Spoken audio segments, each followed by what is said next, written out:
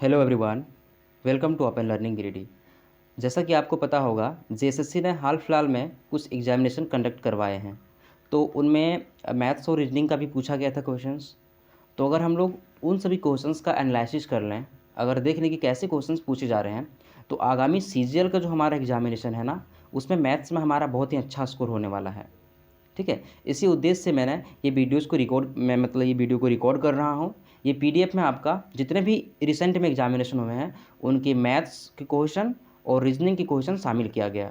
ये पीडीएफ आप हमारे टेलीग्राम से भी प्राप्त कर सकते हैं। तो चलिए टाइम वेस्ट ना करते हुए हम लोग इस क्वेश्चंस को एनालिसिस करेंगे और सभी को बनाने का कोशिश करेंगे। यहाँ पे क्वेश्चंस आपका जो है हिंदी और इंग्लिश दोनों में दिया गया है। ठीक है, हम लोग हिंदी वाले ही सॉल्व करेंगे क्योंकि अधिकतर जो बच्चे होते हैं हमारे सीजर वाले, वो हिंदी को ही मानते हैं। ठीक है, चलिए देखते हैं हम लोग। ठीक है, पहला क्वेश्चन क्या है कि यदि ये जो हमारा है यहाँ पे दिया गया क्वेश्चन, ये इसका एक गुणनखंड है ना। तो बोला जा रहा है कि इनमें से और कौन सा गुणनखंड हो सकता है इसका। तो गुणनखंड निकालते हम लोग क्या करते हैं, कॉमन ले लेंगे यहाँ से। ठीक है, इसको ना गुणनखंड हम लोग, एक सेकेंड है ना, इसका हम लोग क्या करते हैं, गुणनखंड करते हैं। ठीक है, अच्छा वहाँ पे काम नहीं करेगा, चलिए कोई बात नहीं।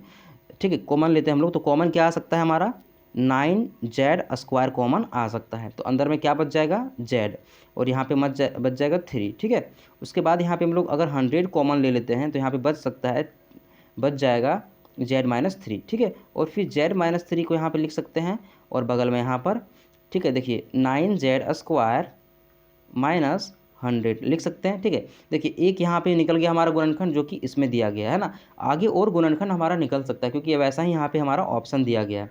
तो आगे और प्रयास करेंगे। इस 9z है ना, इसको ऐसे लिख सकते हैं 3z का स्क्वायर माइनस 10 का स्क्वायर। देख रहे हैं ये कैसा बन गया, ये स्क्वायर माइनस बी स्क्वायर, इसको आप ऐसे भी लिख सकेंगे 3z-10, और इधर से 3z+10, ऐसे भी आप लिख सकते हैं ना।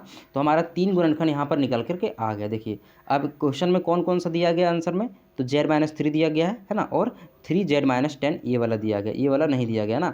तो हमारा फर्स्ट और सेकेंड देखिए इसमें है ऑप्शन में, फर्स्ट और सेकेंड हमारा क्या हो जाएगा, आंसर हो जाएगा। ठीक है, बहुत अच्छे तरीके से हम लोगों ने इस क्वेश्चन को सॉल्व कर लिया। और ऐसा क्वेश्चन ना फिर से रिपीट करने का बहुत चांस है। आगे ना आपको भी और क्वेश्चन दिखवाएंगे, वहाँ पे सेम क्वेश्चन ना रिपीट हो चुका है, मतलब ठीक है, सेम क्वेश्चन क्या हुआ, रिपीट हो गया है। तो आपको देख लेना है, सेम डेटा के साथ में रिपीट भी हो गया कुछ क्वेश्चंस।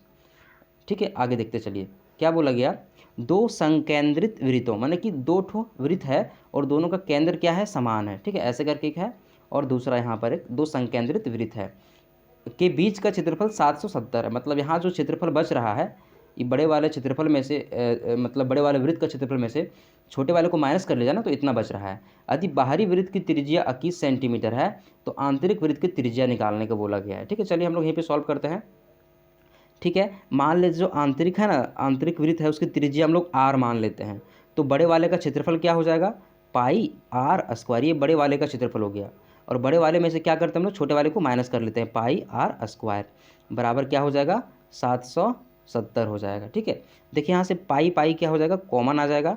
और r का वैल्यू यहाँ पे कितना दिया गया है, त्रिज्या दिया गया ना 21 सेंटीमीटर। तो 21 का स्क्वायर है ना, 21 का स्क्वायर आपको पता होगा कितना होता है, 441 होता है, माइनस छोटे वाले का स्क्वायर बराबर क्या हो जाएगा, 770। ठीक है, इस पाई को आप क्या करें, इधर ले आइए, तो ये हमारा क्या आ जाएगा, 7/22 हो जाएगा। ठीक है, अब काटिए, 11 दूना 22 और 11 सतत 77 है ना, और 0 770। इसको आप काट सकते हैं तो 35 बार में कट जाएगा ये। ठीक है, 35 इधर हमारा कितना आ गया, 35 गुना 7 आ गया। ठीक है, 35 गुने 7 आ गया। ठीक है, मल्टीप्लाई कर लेंगे तो 7 पचे 35 के 5, बकिया हाथ में 3 है ना, और 7 21, 21 और 3 24, 245 आ गया। ठीक है, अब देखिए अब क्या करेंगे, आप इस 245 को इस साइड ले जाएंगे तो क्या हो जाएगा, 441 माइनस 245 बराबर r का स्क्वायर, स्मॉल r का स्क्वायर।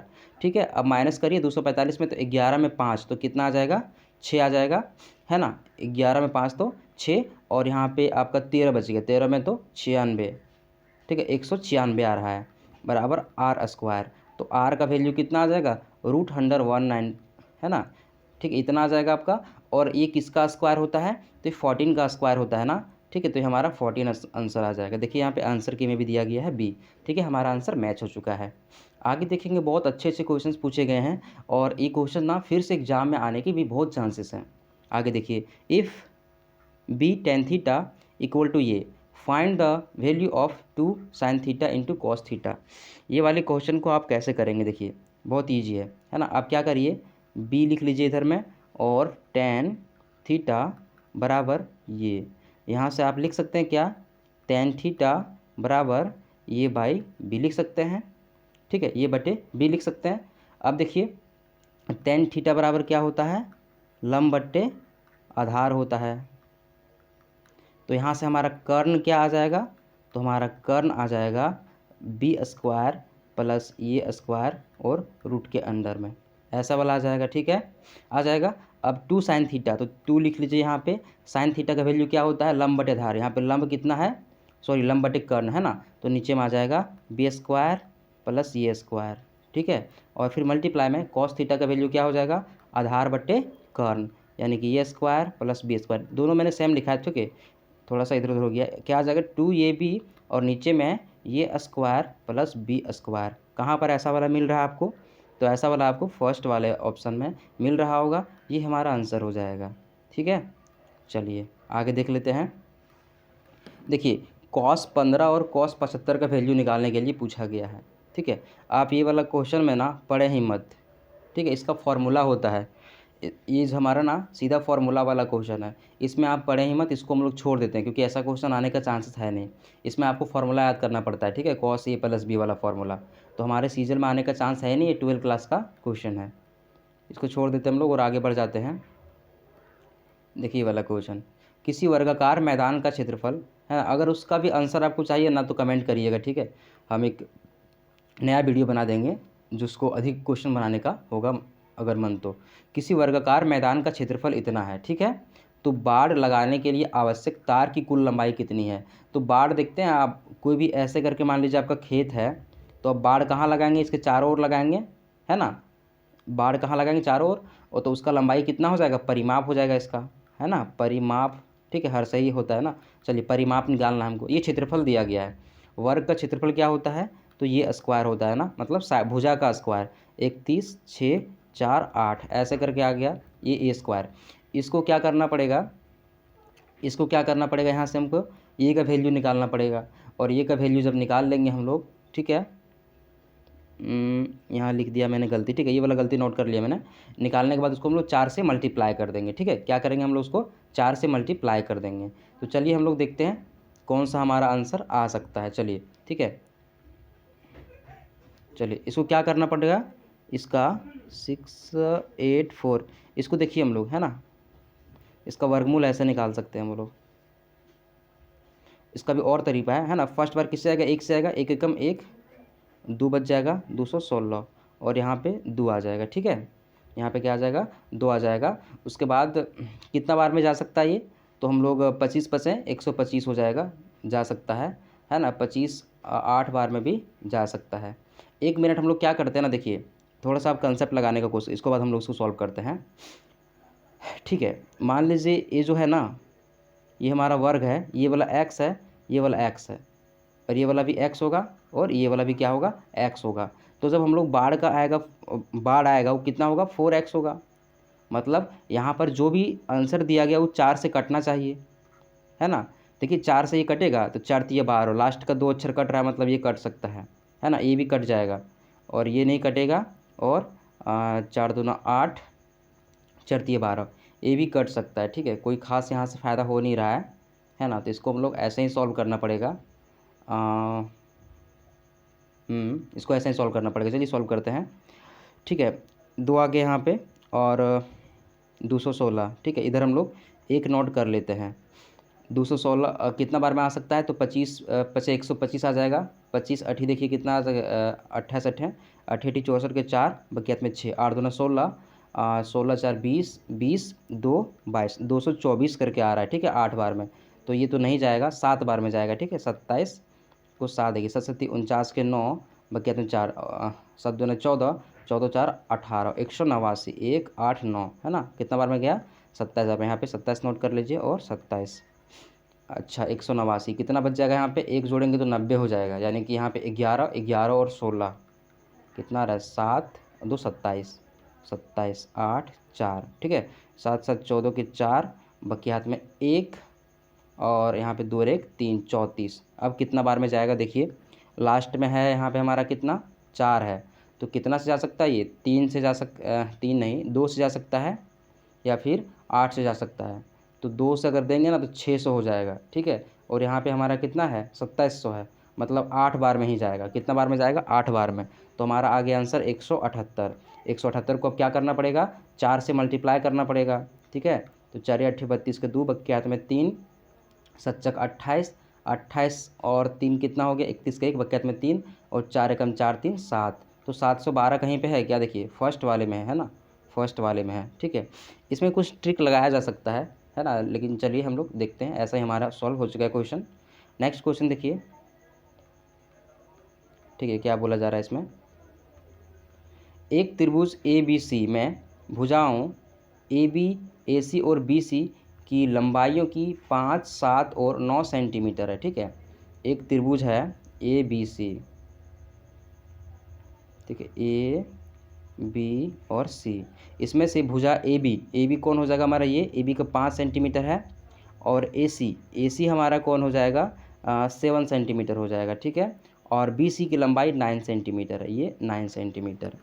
बी सी पर एक बिंदु डी इस प्रकार, बी सी पर एक बिंदु डी इस प्रकार खींचा जाता है ना, यहाँ पे एक डी बिंदु लिया जा रहा है बी सी पर, कि ए डी जो है ना, यहाँ से ए डी बनेगा, अगर यहाँ पे डी ले लेंगे तो डी एंगल ये को आंतरिक रूप से समद्विभाजित करती है, मतलब ये वाला और ये वाला हमारा बराबर हो जा रहा है।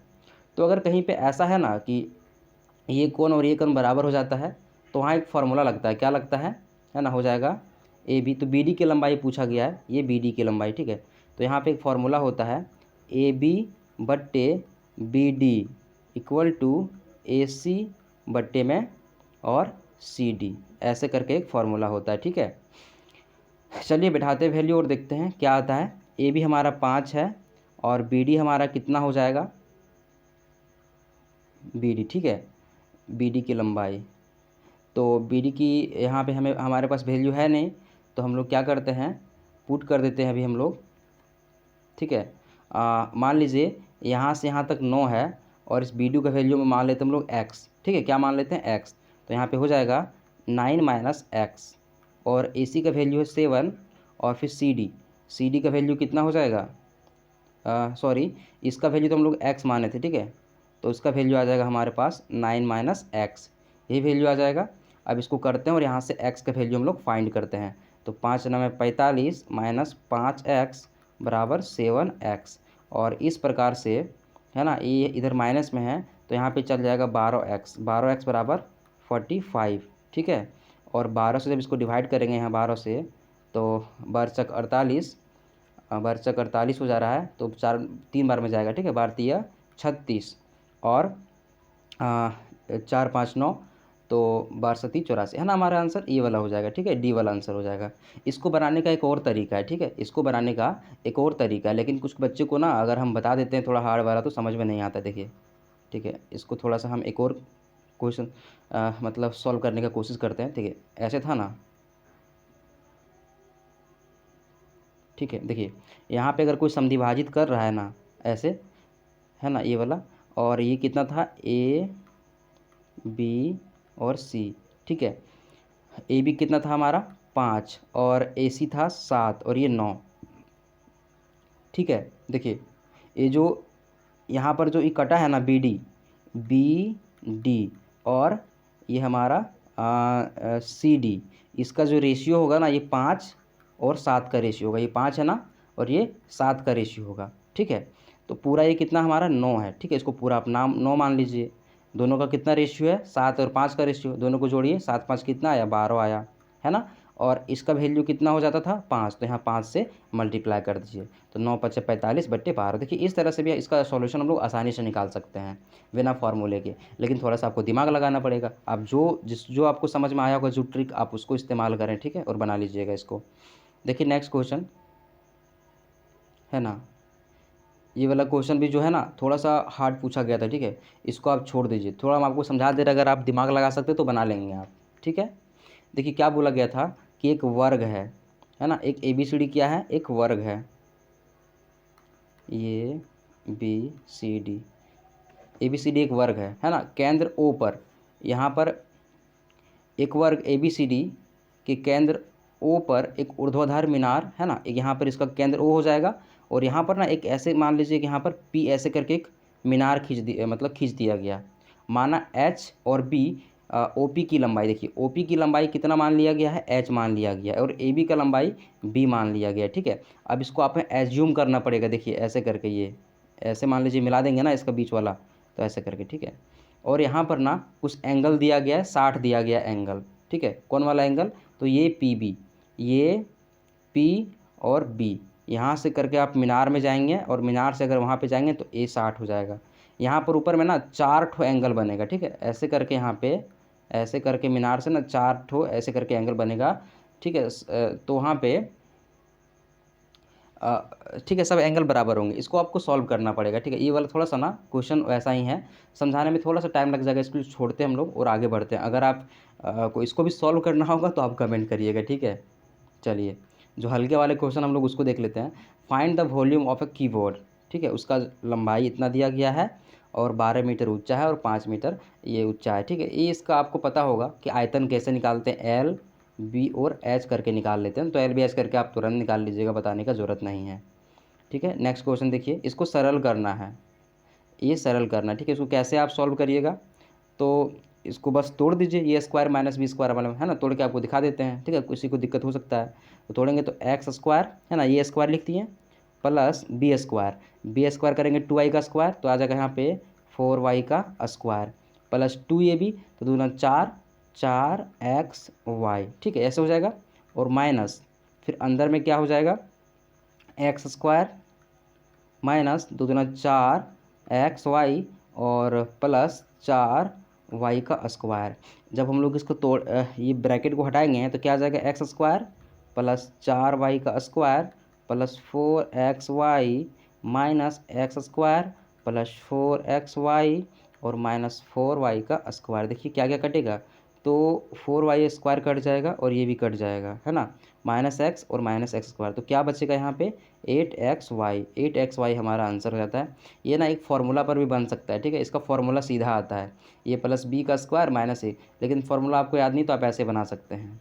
चलिए आगे देखते हैं, ठीक है। बोल रहा है कि 0 -3 और 5 के साथ एक द्विघात बहुपद बनाएं, ठीक है।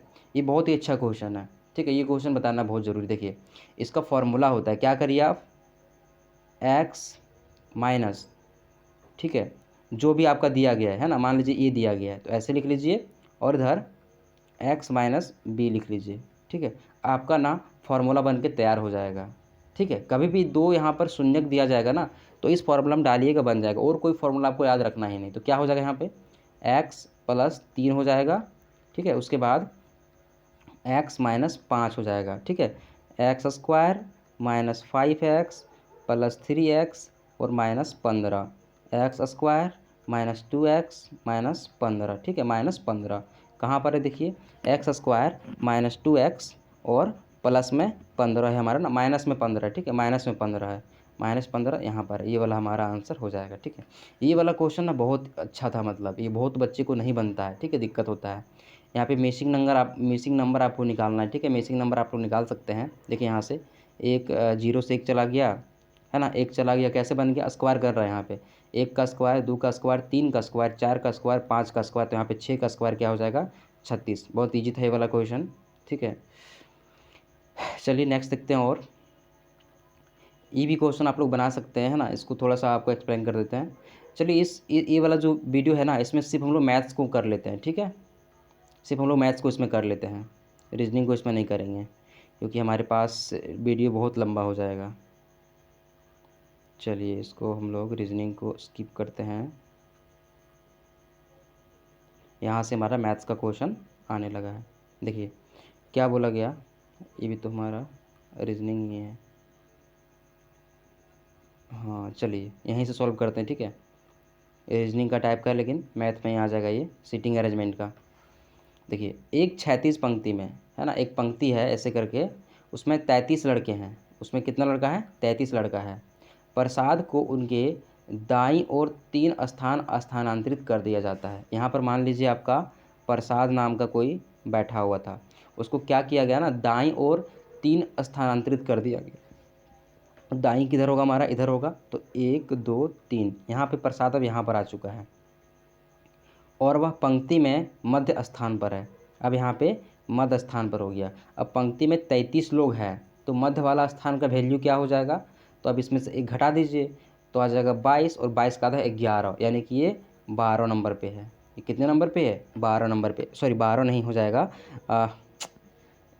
32 होगा ना यहाँ पे, 32, 32 का आधा 16, 17 हो जाएगा यहाँ पे, ठीक है। कितना हो जाएगा, 17 हो जाएगा। ये 17वें नंबर पे है। तो पंक्ति के दाएं ओर से उसका मूल स्थान क्या है, पंक्ति का दायां ओर, दायां किधर हो जाएगा, इधर हो जाएगा दायां ओर, इसका दायां ओर मूल स्थान क्या था, तो यहाँ पे 17 है, तो यहाँ पे 18, 19 और 20, कितना नंबर पे था इसका मूल स्थान, 20 नंबर में था। ठीक है, देखिए आगे देखते हैं।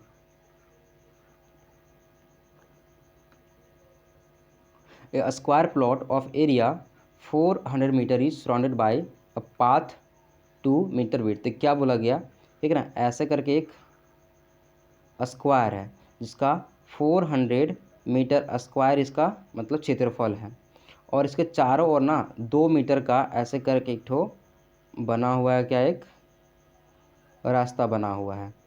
ठीक है, तो then what is the area of the path, ये रास्ता का एरिया क्या हो जाएगा, देखिए है ना, इसका यहाँ से कितना है एरिया, 400 मीटर स्क्वायर है।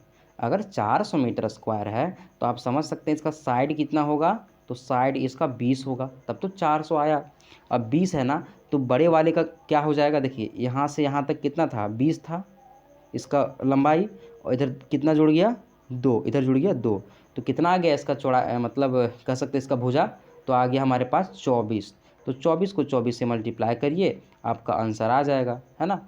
ठीक है, 24 से 24 को करिए, आपका आंसर आ जाएगा। ठीक है, चलिए आगे बढ़ते हैं, है ना, 20, ठीक है, चलिए कोई दिक्कत नहीं, 20 20 400, 24 24 करिए आप, आपका आंसर आ जाएगा। 1 मिनट, है ना, आंसर नहीं आने वाला है, क्या करना है आपको, ठीक है, 24 से गुने 24 को मल्टीप्लाई करना है, और उसके बाद उसमें क्या करना है आपको, ये जो अंदर वाला था ना स्क्वायर, ठीक है, उसका एरिया क्या करना है आपको, माइनस कर लेना है। कैसे, देखिए यहाँ पे ये वाला था 400 मीटर स्क्वायर, और आपने बड़ा का क्या कर लिया, 24 निकाल लिया उसका भुजा, एक भुजा, ठीक है, तो इसका 24 गुना 24 हो गया, उसमें से आपको ये क्या करना पड़ेगा, माइनस करना पड़ेगा। ठीक है, आराम से आप कर लीजिएगा। चलिए, ठीक है, तो हम लोग इस वीडियो में यहीं तक देखते हैं। ठीक है, इसके आगे और वीडियोस आएगा, उसमें हम लोग आगे और सॉल्व करवाएंगे। थोड़ा सा भी टाइम नहीं हमारे पास, तो थोड़ा सा तबीयत भी ख़राब है ना, तो चलिए आगे वीडियोस बनाते ताकि आपको अच्छा क्वालिटी वीडियोस मिल सके। ठीक है, चलिए थैंक्स, मिलते हैं नेक्स्ट वीडियो में, या फिर मे बी एग्ज़ाम तक अभी कोई वीडियोस ना आ पाए, लेकिन मैं प्रयास करूँगा कि कोई वीडियोस और डालने का। ठीक है, ऐसा आप देख लिए ना कुछ कुछ सॉल्यूशन, तो आपको समझ में आ गया होगा कि कैसा कैसा मतलब क्वेश्चंस आने वाला है हमारा एग्ज़ाम में। प्लस में आप टेलीग्राम ज्वाइन करिए, और वहाँ पे जिस क्वेश्चन का सॉल्यूशन नहीं मिलता आप वहाँ पे, तो वहाँ पे डालिए, है ना, वहाँ पे आपको बेटर सॉल्यूशन मिल सकेगा भी एग्ज़ाम के समय में, क्योंकि भी वीडियो बनाने में थोड़ा सा टाइम लगता है ना, थोड़ा सा हमारा तबीयत भी ख़राब है। ठीक है, चलिए मिलते हैं अगले वीडियोज़ में।